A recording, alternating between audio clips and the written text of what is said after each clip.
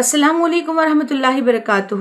ہادیہ کے زمرہ گفت و شنید میں آپ کا استقبال ہے۔ ہمارے ساتھ موجود ہے جماعت اسلامی ہند کے محترم امیر سعادت اللہ حسینی صاحب۔ ہم اس مہم کے موقع پر جاننے کی کوشش کرتے ہیں کہ آج کے حالات میں رجوع الی القرآن مہم امت مسلمہ کے حقیقی کردار کی بازیافت کے لیے واحد حل ہے۔ عملی زندگی میں قرآن مجید کے قوانین کو نافذ العمل بنانے کے لیے ہمیں کس نہج پر کام کرنے کی ضرورت ہے؟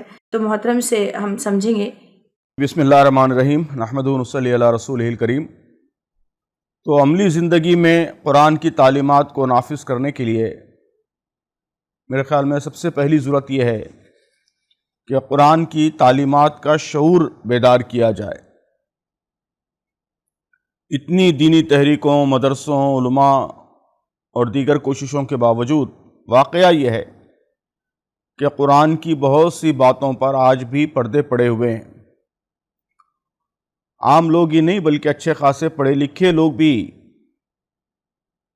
آج بھی نہیں جانتے کہ مثلاً قرآن میں وراثت کے کیا احکام دیے گئے ہیں، بیوی کے کیا حقوق بیان کیے گئے ہیں، یا امانت داری، عہد کی پابندی، معاہدوں کی پابندی، ان سب کی قرآن میں کس قدر اہمیت ہے، یا یہ کہ سود کس طرح قرآن میں سور کے گوشت یا مردار جانور کی طرح ہی حرام ہے، یا مثلاً یہ کہ قرآن امت مسلمہ کی ایک حیثیت اور مقام متعین کرتا ہے۔ مسلمان یہ کسی نسل یا قوم کا نام نہیں ہے بلکہ ایک مقصد رکھنے والی امت کا نام ہے۔ تو یہ سب باتیں ایسی ہیں جن پر آج بھی پردے پڑے ہوئے ہیں۔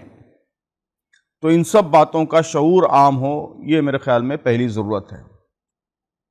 دوسری ضرورت یہ ہے کہ ان سماجی معمولات یا رواجوں کے خلاف لڑائی لڑی جائے جو قرآن کے احکام کے خلاف ہے۔ ایک ساتھ 3 طلاق دے دینا، طلاق بدعی، یہ قرآن کے طریقے سے متصادم ہے۔ شادی کو مشکل بنا دینا، یہ ان مقاصد کے خلاف ہے جو قرآن اسلامی معاشرت کے لیے تجویز کرتا ہے۔ تو ایسی کئی رسوم اور ایسے کئی معمولات ہیں جو قرآن کی تعلیمات پر عمل کے راستے میں رکاوٹ ہے، ان کے خلاف بھی لڑنا ضروری ہے۔ اور تیسری ضرورت یہ ہے کہ قرآن کے احکام پر عمل کے سلسلے میں سپورٹ کا، مدد کا، تعاون کا انتظام ہو۔ کوئی قرآن کے مطابق وراثت تقسیم کرنا چاہتا ہے تو آج کے زمانے میں جو فائنینشیل میٹرز جتنے کمپلیکیٹڈ ہیں، اس میں صرف فتوے سے اس کا کام نہیں چلتا، اس کو مکمل کنسلٹنسی درکار ہے۔ کوئی جوڑا قرآن کی تعلیم کے مطابق اپنے ازدواجی تنازعات، اپنے میرائٹل ڈسپیوٹس کو حل کرنا چاہتا ہے تو اس کا کام صرف کتاب سے نہیں چلے گا، نہ عدالت یا دارالقضاء سے چلے گا، اسے قرآن کے مطابق کاؤنسلنگ چاہیے۔ ایسی ہی کاؤنسلنگ اور کنسلٹنسی بزنس میں بھی چاہیے تاکہ قرآن کے احکام کے مطابق لوگ اپنے بزنس افیئرز کو، اپنے تجارتی معاملات کو درست کر لیں۔ تو میری مراد ان سب چیزوں سے ہے کہ سپورٹ کا اور تعاون کا سسٹم، اس کے ادارے، یہ بھی درکار ہے۔ جی جزاک اللہ محترم۔ یہ بتائیں کہ قرآنی احکامات کو عملاً نافذ کرنے کی راہ میں بحیثیت فرد اور اجتماعیت کون سی رکاوٹیں عملاً درپیش ہیں؟ ابھی میں اس طرف اشارہ کر چکا ہوں۔ ایک بڑی رکاوٹ معلومات کی یا شعور کی کمی ہے، دوسری بڑی رکاوٹ سماج کے غلط معاملات ہیں، اور تیسری بڑی رکاوٹ مناسب اداروں اور رہنمائی، کنسلٹنسی یا کاؤنسلنگ کے نظام کا نہ ہونا ہے۔ یہ 3 باتیں میں ابھی پچھلے سوال کے جواب میں عرض کر چکا ہوں۔ ان کے علاوہ ایک بڑی رکاوٹ یہ ہے کہ ہم سب ایک غیر اسلامی ماحول میں رہ رہے ہیں۔ مغربی تہذیب کی چور طرفہ یلغار ہے۔ میڈیا، نظام تعلیم، اشتہارات، یہ سب قدم قدم پر رکاوٹیں کھڑی کر رہے ہیں۔ ایک نوجوان گھر سے باہر نکلتا ہے تو قدم قدم پر اس کی ہوس کو بھڑکانے والے نظارے موجود ہیں۔ وہ معاشی تکدو شروع کرتا ہے تو جگہ جگہ سود، کرپشن، جھوٹ، فریب جیسی غلاظتیں موجود ہیں جن سے بچ کر معاشی سرگرمی کرنا یہ جوئے شیر لانے سے کم نہیں ہے، مشکل کام ہے، چیلنجنگ کام ہے۔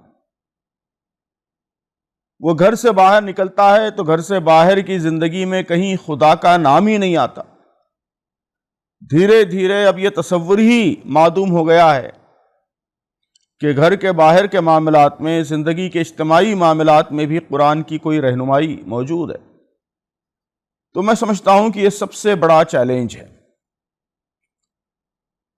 اس لیے قرآنی احکام سے جوڑنے کی کوششیں اس سے کئی گنا زیادہ طاقتور اور بااثر ہونی چاہیے جتنی آج ہے۔ رہنمائی کا بھی اور زیادہ مؤثر انتظام ہونا چاہیے، اور مسلسل تذکیر کا، یاد دہانی کا، فتنوں سے بچانے کا، ان سب کا بھی بہت ہی پاورفل سسٹم، بہت ہی پاورفل میکانزم درکار ہے، سپورٹ بھی درکار ہے۔ تو یہ 4 باتیں میں اس حوالے سے کہہ سکتا ہوں۔ جی جزاک اللہ۔ تیسرا اور آخری سوال ہمارا یہ ہے کہ امت مسلمہ میں قرآن کے تئیں تقدس تو پایا جاتا ہے، لیکن عملی زندگی میں نفع نفاذ کے لیے شعوری بیداری کو کیسے ممکن بنایا جا سکتا ہے؟ اصلاح معاشرہ کی کوشش کرنے والے افراد کے لیے آپ کا پیغام اس مہم کے حوالے سے۔ جی، تو قرآن مجید کو صرف ایک مقدس کتاب سمجھنے کے بجائے کتاب ہدایت سمجھا جائے، اس کا شعور بڑے پیمانے پر عام کرنے کی ضرورت ہے۔ مسلمان قرآن کو مقدس کتاب مانتے ہیں اور اس کا بے حد احترام کرتے ہیں، یہ ایک اچھی بات ہے۔ اور قرآن سے تعلق کی جو روایتی شکلیں ہمارے معاشرے میں رائج ہیں، یعنی تلاوت قرآن، قرآن خوانی کی محفلیں، قرآن کو حفظ کرنا اور بچوں کو حافظ بنانے کی کوشش، یا قرآن پڑھ کر بیماریوں کی شفا حاصل کرنے کی کوشش وغیرہ وغیرہ، یہ سب روایتی تعلق ہے ہمارا قرآن مجید سے۔ تو میں سمجھتا ہوں کہ یہ سب بھی مسلمانوں کی قرآن سے جذباتی وابستگی کی علامتیں ہیں، اور یہ بھی اچھی چیز ہے۔ میرے خیال میں یہ وابستگی بھی ہمارے لیے ایک موقع ہے، ایک اپارچونٹی ہے، یہ ہماری اسٹرینگتھ ہے۔ اس کو ڈسکریج نہیں کرنا چاہیے، بلکہ اس کو استعمال کر کے اگلے مرحلے کی طرف جانا چاہیے، اور قرآن کے حقوق کی طرف انہیں متوجہ کرنے کی کوشش ہونی چاہیے۔ خود قرآن ہی کے حوالوں سے بتانا چاہیے کہ تلاوت، فہم اور تفکر و تدبر، اور پھر قرآن کی تعلیمات پر عمل، اس کی دعوت اور قرآن کی تعلیمات کے نفاذ کی کوشش، یہ سب قرآن مجید کے مطالبات ہیں، یہ سب قرآن کے حقوق ہیں جو ہم پر عائد ہوتے ہیں۔ عملی زندگی میں قرآن کے نفاذ کے کچھ پہلو تو وہ ہیں جن کا شعور مسلمانوں میں پایا جاتا ہے۔ عمل میں کمزوری ہو سکتی ہے لیکن شعور موجود ہے۔ نماز ہے، روزہ ہے، زکوٰۃ ہے، حج ہے، والدین کے ساتھ حسن سلوک ہے، یا عفت و عصمت کی حفاظت ہے، فواحش و منکرات سے بچنے کا معاملہ ہے۔ تو یہ سب وہ معاملات ہیں جن پر شعور موجود ہے، اور ان پر اصلاح معاشرہ کی تحریکیں چل رہی ہیں تاکہ شعور رہنے کے باوجود جو عمل میں کمزوری ہے اس کی اصلاح ہو سکے۔ تو یہ بھی جاری رہنا چاہیے، لیکن اس کے ساتھ ساتھ جو پہلو ابھی دبے ہوئے ہیں، جن پر شعور اور توجہ ہی کا فقدان محسوس ہوتا ہے، ان پر زیادہ توجہ ضروری۔ ہمارے علماء کو اور اصلاح معاشرہ کی کوششیں کرنے والوں کو خاص طور پر ان چیزوں پر توجہ دینی چاہیے۔ مثلاً وراثت کے احکام ہیں، معاشرت کے کئی پہلو ہیں جن کی طرف میں اشارہ کر چکا ہوں، اور سب سے بڑھ کر لین دین، تجارت، معاملات وغیرہ سے متعلق امور ہیں جن پر کافی کمزوری آج بھی پائی جاتی ہے۔ نہ صرف عملی کمزوری پائی جاتی ہے بلکہ شعور کی سطح پر بھی فقدان پایا جاتا ہے۔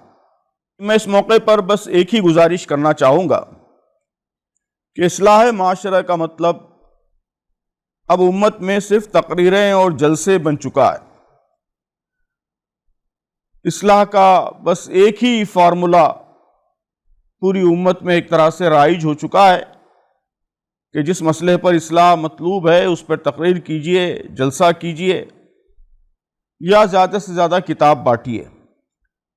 میں سمجھتا ہوں کہ اب اصلاح کا کام کرنے والوں کو اس سے آگے بڑھنا چاہیے۔